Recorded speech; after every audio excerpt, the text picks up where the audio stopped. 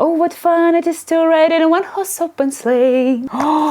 Что это такое? Всем привет, с вами Берсик, и в этом видео я сделаю обзор на безумно милую рождественскую Барби 1995 года Barbie Caroling Fun. Рождественские куклы Барби 90-х – моя любовь. Хотя в целом куклы 90-х – моя любовь, но рождественские мне нравятся тем, что они безумно атмосферные, очень добрые, и мне нравятся не только коллекционные выпуски Holiday Barbie, но и вот такие игровые куколки в маленьких коробках. Эта линейка кукол появилась в 1993 году, и эти куклы продавались в американских продуктовых магазинах и аптеках. То есть они настолько были простыми и недорогими, что позиционировались просто как довесок к рождественским закупкам. Но, на мой взгляд, несмотря на эту простоту, рождественские куколки Барби из 90-х очень атмосферные, безумно милые и стильные. Поэтому у меня даже появилось желание продолжать их покупать, потому что помимо этой куколки, которая, к слову, выпущена в 1995 году, есть также довольно симпатичные экземпляры этих кукол. Они также продаются в таких маленьких розовых коробочках, на которых написано Special Edition. И, кстати, согласно информации в интернете, эта кукла в свое время стоила $17, хотя здесь на коробочке написано $10, то есть моя где-то продавалась дешевле. Ну а сама я приобрела этих кукол на eBay, причем я приобрела Барби Орео и эту куклу вместе за $27.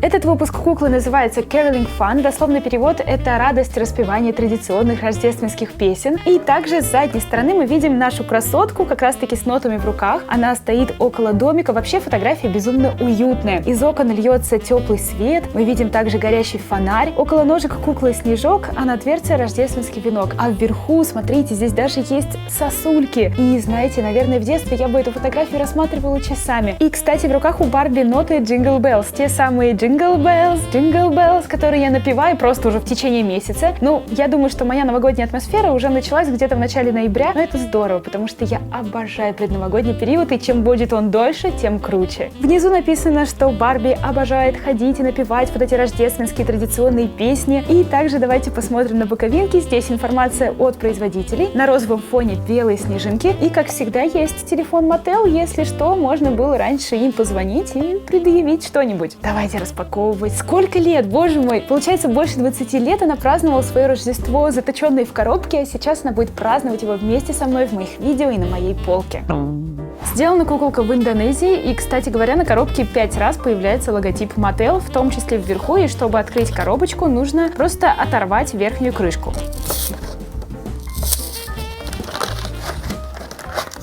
Вот он, торжественный момент! Я так люблю доставать стареньких кукол. О, что это такое? Здесь в комплекте милейшие наклейки. Или это что? Или это не наклейки? Это просто вот такие картонки. И здесь у нас нотки Jingle Bells, печенье на тарелке, кружка рождественская, цветочки какие-то, бубенчики, свеча. В общем, красота и милота. Пахнет старенькой куклой. Если вы когда-нибудь распакуете Барби из 90-х или какую-то еще старенькую куклу, вы поймете этот запах. Он мне очень нравится. Он пахнет как старая книга. С задней стороны приклеена 2-летняя гарантия на куклу, которая уже давным-давно не актуальна. Ну и, собственно, задник. Вы только посмотрите, какой он уютненький, такой маленький. И это заснеженная улица, фонарь, идет снег, и очаровательная куколка стоит и собирается петь, вероятно. И нет, ей совсем не холодно в этом свитере стоять на улице. Видимо, ее греют варежки и ее наушники. В комплекте с куклой только расческа, подставки нет. И давайте уже скорее сделаем щелк-щелк, который эта кукла ждала 22 года. Щелканье не задалось, потому что здесь вот такие проволочные крепления, а волосы и вовсе пришиты нитками. Ура, ура! Я распаковала Барби 90-х, вторая моя распакованная кукла из 90-х, которую я приобрела новенькими и раскрыла их спустя много лет. Очень она мне сильно нравится, и я первое, что хочу отметить, это ее волосы. Они довольно-таки длинные, и вы только посмотрите, как они блестят. И на ощупь они такие хорошие, такие мягкие, шелковистые. Вверху словно есть небольшой начес, и мне это очень нравится, потому что у нее на голове ободочек, и вместе это смотрится очень-очень красиво. Прошивка хорошая, густая, на волосах нет эффекта жирности, и голова у куклы мягкая. Соответственно, в ней, скорее всего, нет клея. Молд у куклы, конечно же, суперстар. Это улыбающийся молд с ямочкой на левой щеке, и на затылке у куклы есть год создания этого молда — 1976. Лицо у куклы очень добродушное, ей хочется улыбаться в ответ, настолько она милая, и мне нравится ее красная помада. Это то, что мне сначала в ней не понравилось. То есть, когда я увидела ее как довесок к Орео Барби, я отнеслась так, ну пусть будет, хотя у нее такая красная помада, я же люблю розовую помаду на Барби 90-х. Но сейчас я смотрю на это, и мне очень сильно нравится, потому что помада красиво сочетается со свитером и вообще делает губки такими очерченными, такими красивыми. И единственное, помада немножко стерта с одной стороны, и также небольшая стертость есть на глазике. Радужка ярко-голубая и зеленая. Внизу черные реснички по 2 штучки, вверху стрелки и черные ресницы. Тени довольно-таки блеклые, наверное, они выцвели со временем, а может быть так и задумано. Сначала идет слой болотных теней, а потом оранжевые тени. Брови у куколки коричневые с небольшим изгибом. На щеках румянец. Конечно же, она же стоит на морозе, поет, поэтому без румянца никуда. Кукла улыбается, у нее видны зубы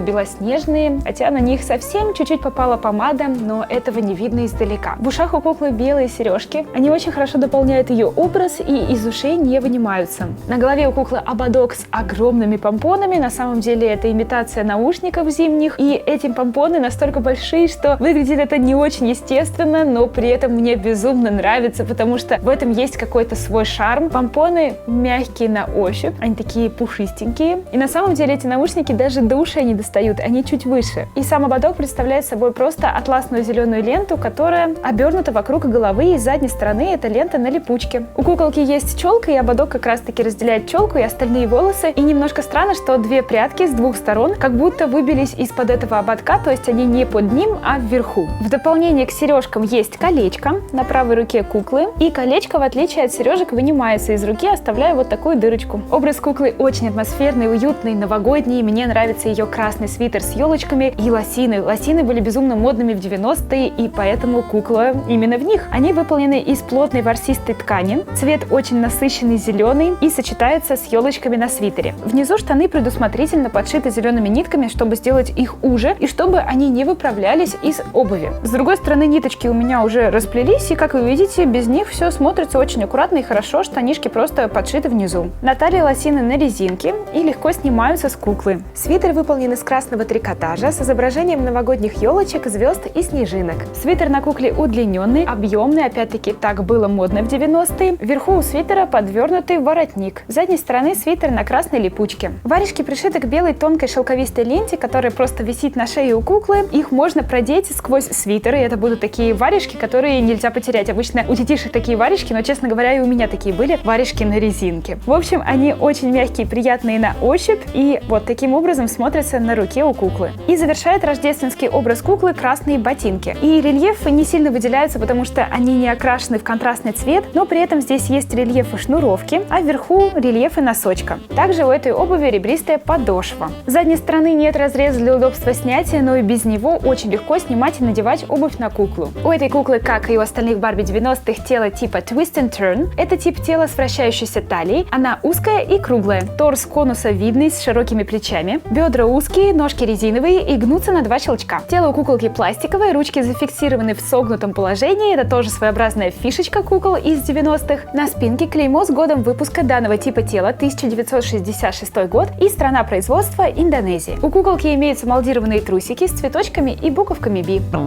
Вот с такими Барби играли американские детишки 90-х. Честно говоря, мне кажется, что для игровушки она слишком детализированная, слишком качественная, и действительно мне нравится ее образ. Он актуален даже сегодня, несмотря на то, что мода поменялась. Эта кукла очень круто впишется в новогодний интерьер, мне уже не терпится ее как-то обыграть на своей новогодней полочке. И, собственно, ставьте лайк, если вам понравилось это видео, если нам с Барбейкой удалось зарядить вас праздничным настроением. И помните, чем раньше вы им зарядитесь, тем лучше вы проведете предновогодний период. Чаще улыбайтесь, ждите Новый год, слушайте рождественскую музыку, рождественские песенки. И всем пока-пока!